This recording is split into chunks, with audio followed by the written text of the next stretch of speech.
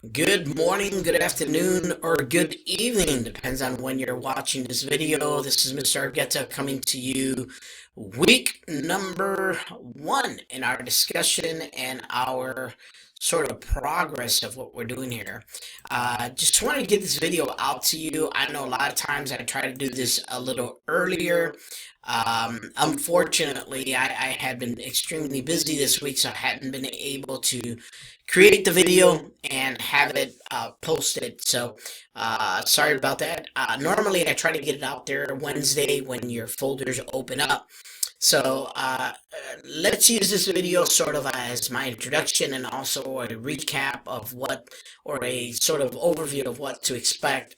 I try to put that out there in regards to how to manage the class, but didn't give you really an introduction of myself. So let me, I guess, start off by introducing myself as your instructor for this 8-week course in the summer. We're fully online, so we'll never technically meet in person. I've taught this class in person and in a 16-week format. So in a 16-week format, the biggest challenge is sort of going week by week and tackling every chapter and doing all the work associated to it, and of course coming to class 16 different weeks. Where in the summer, the challenge is trying to cram 2 chapters a week and being able to successfully pass the test. We don't have a midterm or a final in this class, so I would say your best option right now is what the way we structured it is we have your reading portion and then you'll have your quiz. So make sure you are really reading through that Learn Smart, because that's what's going to help you on your block quizzes. And your block quizzes, meaning the first one, I think it's next week, and it's chapters 1 through 4, which is what you've worked on these last 2 weeks, or will be working on these weeks. In our discussion, you'll have 3 discussions, week 1, week 3, and I think week 5. And in our discussions, what we'll do is we'll talk a little bit about the topics that are associated to the chapters you've covered. In that is this week, which is how supply chain management affects your daily life. How you view it and what it does for you. I have read through some of your discussions and I appreciate it. I will warn you in regards to your usage of artificial intelligence, AI, ChatGPT, Gronk, all the ones, Claude, all the versions that you want to bring up, be careful. I have an expectation that obviously I want you to utilize the tools that are available to you, but I don't want you to lose your voice in that. And what I mean by that is, what I recommend is you type out your perspective, your discussion, and you have AI improve it, change it, reword it, correct it, all that stuff. But it has to be your story, your personal story. You'll quickly notice, and I teach over 200-300 students a semester, so I get a lot of exposure to this, and I can tell you right away when I see AI being utilized and abused. It repeats itself. AI is a software. It's a software that cannot, on its own, create new things. It needs your input to do it. And what I mean by that is when you prompt it to just reply to a post, and several people have done this, it repeats the same thing over and over again. So I could tell when someone has utilized AI, there's ways to humanize it, but why go through that effort? Just create your post. Tell me about you. It's not that hard. It's not that difficult to do. I'm not asking you for a word minimum. I just want content. Tell me what your day is like. I'm going to put effort in being a part of those discussions. I'm going to create a video for you so you can hear and see me and get to know me and know who I am. So I expect the same from you. I expect some effort. It's disappointing when I see the repeated statement that AI does.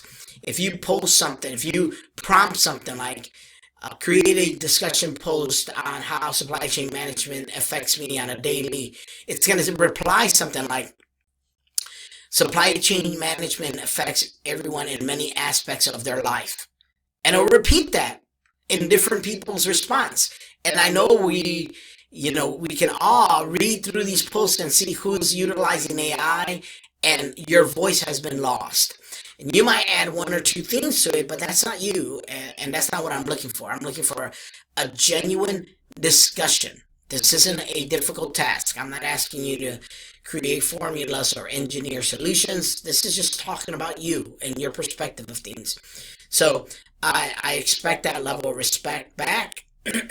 I am putting effort into being a part of this class like you are.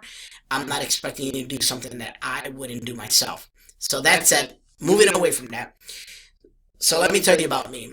So I moved to this area from Chicago. I was born and raised in Chicago.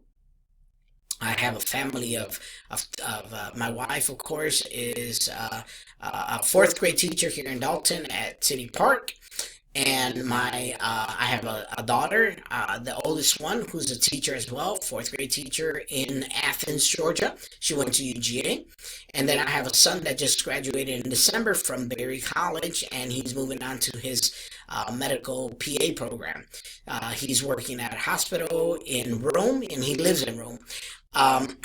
We came, as I mentioned, from Chicago, so we're big foodies. We love food. We love to eat. We love to travel. We love to explore different countries. We love to explore culture through food and people. I'm excited to be back because I started my career in Chicago, of course, and I started my educational career at a school in Chicago called Northeastern University. And then I had started and developed several businesses throughout that process and had stopped school for a while. But then I came back, and when I left Chicago, we sold our portion of our companies out there and then came and moved here to raise our kids. And when we moved here, I decided to complete my degree, and lo and behold, I went to Dalton State to finish my degree. I got my degree in Dalton State in my undergrad, and then I moved on to my graduate degree from Shorter University. I have an MBA. I've worked in manufacturing when it came to we had a golf company. We developed a golf company, which became a distributor. My experience in logistics comes from that. I spent a lot of time importing products from overseas, developing products here and selling them and shipping them throughout the world. So very familiar with a lot of the topics that we're going to discuss. We then became a distribution company, which deals with a lot of distribution. It's logistics and supply chain management. So that's where my experience comes from when it comes to this topic. I also work for another local college, is a technical system, and I also help develop the logistics program in that college. So familiar with what the topic we're talking about here, and my experience also lends to that. But for the most part, in my personal life, of course, we love to eat food. We love to explore food. So if you have any suggestions, please send them to me. I'll be reaching out via videos every discussion. It is a requirement to reply. I don't expect you to reply a big thing in that. Just get to know you type of thing. Let you know who I am. Let you know what this online program is. As I said in a in-class portion, it's obviously easier to get to know the students because they're there physically, but in an online portion, it's very difficult to get to know you guys unless I read your discussions and we are interacting some way. So, as I mentioned, I've been busy this last couple days. I've had some corporate trainings that I conducted Tuesday, Wednesday, and Thursday on conflict resolution. So I hadn't been able to come into the office. Today's my day in the office, catch up on some work. I figure I'd put this video out. Forgive my casual dress.